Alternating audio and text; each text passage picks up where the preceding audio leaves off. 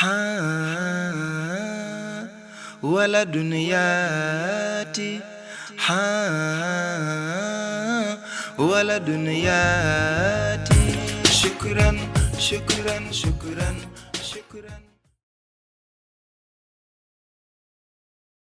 Les dimensions spirituelles du règne animal.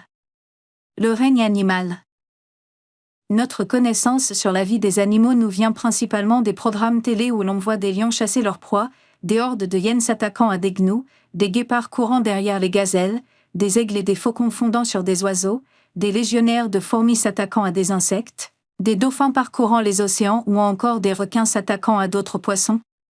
À travers ces nombreux documentaires animaliers, les animaux sont généralement décrits comme étant des êtres sans raison qui ne sont animés que par l'instinct naturel. Ne sommes-nous pas trompés dans ce portrait? La vie des animaux se résumerait-il simplement à une lutte sans merci où les plus forts dévorent les plus faibles? Ne devrions-nous pas trouver des limites à ces préjugés?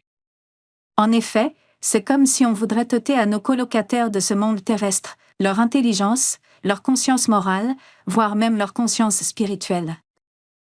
C'est peut-être à cause de la longue domination humaine sur eux. Mais on va se rendre compte, à travers cette vidéo, que la réalité est tout autre. Les mystiques musulmans, à l'instar de Sidi Mohamed El-Sheikh, nous enseignent que non seulement les animaux ont une conscience d'eux-mêmes, mais ils adressent également des louanges au Créateur à leur façon. Des louanges que même les chercheurs occidentaux n'ont pas encore réussi à découvrir. La simple logique humaine ne peut pas tout découvrir, tout expliquer, tout cerner. On sait en premier que les animaux communiquent même pour les plus petits comme les fourmis. Les scientifiques n'ont confirmé ce fait que récemment, contrairement au Coran qu'il a annoncé depuis le 7e siècle. Exemple, sourate les fourmis.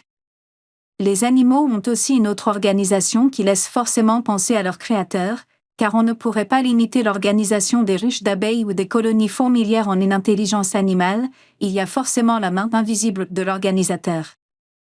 Les animaux sont dotés d'autres capacités dans la mesure où ils ont un branchement dans le monde invisible et peuvent entendre les morts et même communiquer avec les hommes de Dieu. Leur autre dimension concerne surtout leur conscience spirituelle par leur glorification constante du Tout-Puissant. Et Allah nous rappelle, tout ce qui est dans les cieux et la terre glorifie Allah et il est le puissant et le sage. Ainsi, Maulaya Sidi Mohamed El-Sheikh nous apprend que les animaux ont une forte volonté et sont très constants dans leur zikr. Ils ont leur propre zikr qu'Allah a organisé à telle enseigne que si certains d'entre eux accusent du retard dans ce zikr, ils ne passent pas cette journée et vont mourir. Allah leur a attribué à chacun un de ces noms ou autres formules célestes de louange. C'est ainsi que les grenouilles font le zikr du nom Allah. Regroupés sur les mares d'eau, ils psalmodient Allah. Les oiseaux volent avec le zikr du nom Amialo. Le lion trouve sa puissance de domination dans le Hakka-Kadri'i de la Salatul Fatiha. Le cafard, appelé Aranzakna, aux cieux, facilite le transport de tous ces zikrs vers le ciel.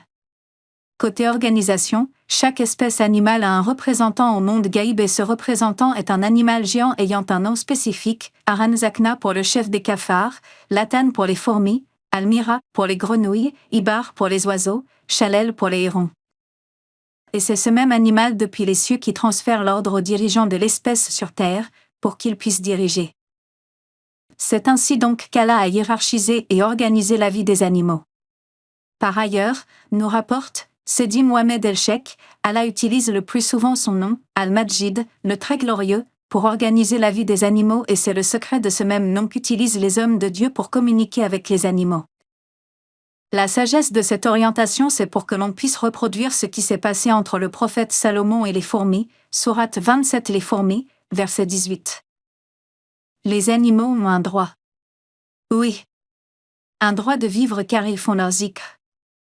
Et cette glorification d'Allah qu'ils font est une communion avec le ciel témoignant de leur reconnaissance envers celui qui a permis la vie et l'a organisée.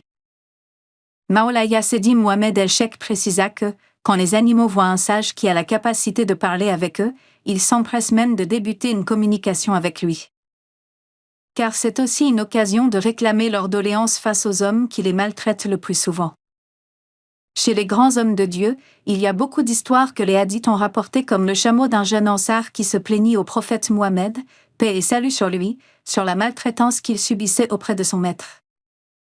Beaucoup d'animaux ont eu des entretiens avec le prophète Mohammed. Tuer les animaux sans un besoin vital ou nuisance de leur part est une faute grave à éviter.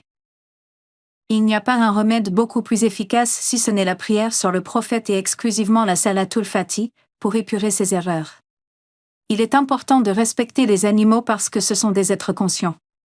لا إله إلا الله أليف الله نور الله لا إله إلا الله أليف الله نور الله لا إله إلا الله أليف الله نور الله لا إله إلا الله أليف الله الله الله الله الله الله أليف الله الله الله الله الله الله أليف الله الله الله الله الله الله أليف الله الله الله الله الله الله أليف الله الله